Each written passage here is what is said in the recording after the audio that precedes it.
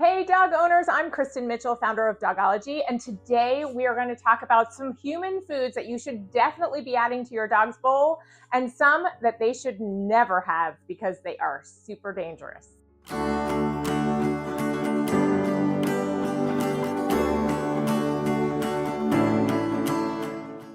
So the reason I wanted to make this video is because recently my niece was at a family gathering with her dog, and one of the little toddlers at the party handed her dog a bagel, which normally would not be such a big deal, but the bagel had raisins in it and it turned into a huge drama with an emergency vet visit. So I was thinking, I just want to make sure that everyone in my community really knows which foods are good for their dogs and which foods are dangerous, so that you can keep an eye on what you're feeding your dog. So let's start with things that you should absolutely be adding to your dog's bowl.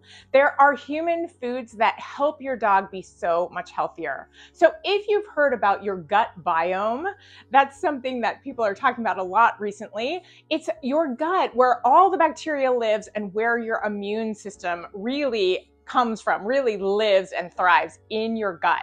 Well, our dogs are exactly the same way. They have a gut biome as well, and we need to be feeding them foods that are going to feed that gut biome, feed the healthy bacteria in their gut in order for them to be healthy, to fight off disease, to avoid arthritis and all different kinds of diseases as they get older. So we definitely want to be thinking about how can we improve their health by improving their gut biome. So a great way to do this is to add certain foods into their bowl. Now, whether you're feeding kibble or other kinds of dog foods, I personally am feeding Viva Raw, which I love. They actually are really careful to make it like the diet of a wolf. So it's all the parts of the animal, which is so good for them to have the bone and the organs and the skin and all the things. So that's what I'm feeding right now. But no matter what you're feeding your dog, you can take human foods and use them as toppers to really help your dogs out. So the first food I recommend is blueberries. Blueberries are amazing. They have antioxidants, vitamin C, and they boost your dog's immune system. One of my favorite ways to give blueberries to my dogs is to get a fillable toy, maybe a little bit of healthy peanut butter that just has peanuts in the ingredients. And you put a little peanut butter and then some blueberries and then kind of seal off the top with a little more peanut butter, and you freeze it, and that gives you about a half an hour of a break. If you have a puppy, this is a great idea for you. It's actually really good for your puppy to be licking. It soothes them and calms them down, so it'll give you a break. Food number 2 is pumpkin. So if you get a canned pumpkin from the grocery store, just make sure it's not the pumpkin pie filling, because that has a bunch of other things in it. Make sure it's just 100% pumpkin. It has fiber, so it's really good for their digestion, and it has a lot of vitamins. So that's a great one to be adding to their food pretty much daily. You could put a tablespoon into their meals, and that would really up the fiber content, which also feeds their gut biome. The third one I recommend is for eyes and teeth, and that is carrots. So just like carrots are good for us because of the beta carotene in them, they are good for your dogs as well. And if you give a whole carrot to your dogs and they chew on it, it's like a natural toothbrush, and they can actually clean their teeth while they're having a snack. Number 4 is salmon, because of the omega-3s. So omega-3 oil is absolutely essential for your dog. It supports their skin, their coat, their joints, and as they get older, you really want to make sure you're getting that omega-3 into their diet, because it will really help them stay mobile as they age. So you can give them omega-3 with a supplement, or you can give them actual fish. Another great way to get the omega-3s in your dog's diet is with sardines, because they're whole fish. So just like I was saying before, with a diet that's like a wolf's diet, we want to be feeding them the whole animal if there's any way that we can do that. And with a sardine, you're actually feeding them a whole animal. So they get the bones and the skin and all the little organs. So if you get them in the little can, you can just rinse them off. Just make sure you don't get them with any seasoning or flavoring or salt. You want to just get them in spring water and then rinse them off, and you can put one right into your dog's meal. Number 5 is plain Greek yogurt. So yogurt has so many benefits, but one of the amazing ones is that it has probiotics in it. So it feeds all the good gut bacteria in your dog's gut. So yogurt can often feel like a treat. It's also a great one to use in your fillable toys because it freezes really well.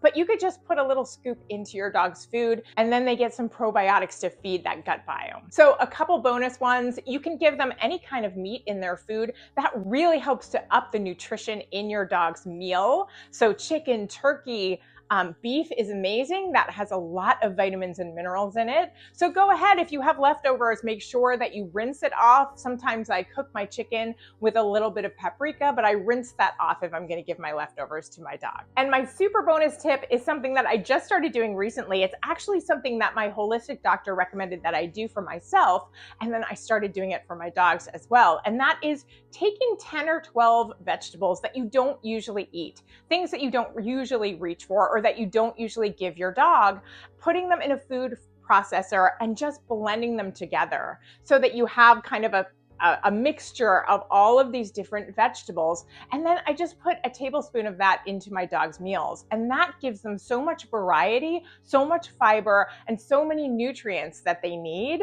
It's an incredible boost to their meals. And my dogs love it. They've been just gobbling it up. So it's so beneficial for them. And while you're at it, put some in an ice tray for you, and then you have little ice cube sized servings and pop them in your smoothie in the morning. Okay, now let's talk about the foods that your dog should never eat.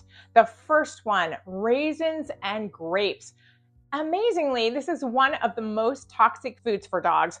We eat them just fine, but if they eat them, they can actually have kidney failure, and it's very serious. There are some foods, and we'll get to those, that if a large dog has just a little bit, it's not such a big deal. But with raisins, even with a little bit, you definitely want to consult your vet right away. So keep your eyes on those raisins and grapes and keep them out of reach of your dog. Number 2 is xylitol. So we wouldn't be feeding our dogs anything with xylitol in it, but just make sure if you have sugar-free gum or sugar-free candy that has xylitol in it, that you put it away and that they're not able to get into it accidentally, because xylitol is very dangerous for dogs. It can be life-threatening. It can cause liver failure. You just don't want to go there. So make sure you put anything with xylitol in it somewhere that they can't reach. The third one is probably something you've heard before, and that's chocolate. So we want to be very careful with our dogs eating chocolate, but if you have a 90-pound lab and they have a Hershey's Kiss,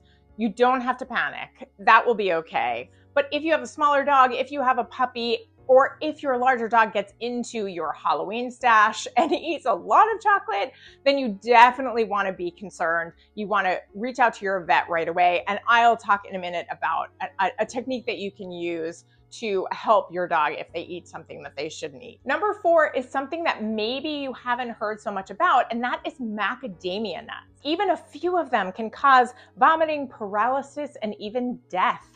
I actually love macadamia nuts and I eat them all the time, and I am so careful. Just earlier today I was eating some and I dropped one on the floor, and Sadie came over looking for what I dropped, and I jumped on the floor and grabbed it and made sure that she didn't get it. So definitely, if you like macadamia nuts, keep them away from your dog. So my last one is onion, garlic, leeks, and chives. I just grouped them all together since they're all sort of similar. So definitely don't want our dogs to eat any of those. I was talking about making that vegetable mashup, and those are the only ones that your dog can't have. So other than that, they can have pretty much any vegetable. I always steer away from mushrooms as well, only because there are some that are good and there are some that are bad, and I don't know what they are. So unless you have a product that's made for dogs that has mushrooms in it, so obviously they know that's a good kind of mushroom. If I'm at the supermarket, I'm not going to buy mushrooms and put them in my dog's food just in case. But with your vegetable mash, you can use any other kind of vegetable there is. So if your dog does have something that they shouldn't have, you definitely want to talk to your vet. But if we're talking about something like raisins, where you really want to act quickly, you can use hydrogen peroxide that will make them vomit. So you can take a turkey baster and put a little hydrogen peroxide into their mouth, and they will vomit immediately. So you definitely want to do it outside or somewhere that it's okay for them to get sick. But be careful. I had another incident with a dog that ate a little piece of watermelon rind, and the owner asked me, like, what do I do? Do I, have my dog throw it up? Is that better? And I thought, since it's hard, it might cause more damage coming up than it will if the stomach acid can just work on it and disintegrate it. So if it's something that might cause damage as it comes back up through the system, we definitely want to think about that as well. So use it very cautiously, only in an emergency. And if you can get an emergency vet on the phone to talk to them before you do it, amazing. Okay, so those are my tips for you. Some foods to add to your dog's diet, some foods to avoid putting into your dog's bowl or into their mouth. And I actually have a printable for you. I have 17 human foods that your dog shouldn't eat. I didn't cover them all today, but I have them all on a printable list, and also some that are good for some dogs and not for others. So ones to feed with caution, and you can just grab it for free. You can print it, put it on your fridge. That way everybody in your house is on the same page.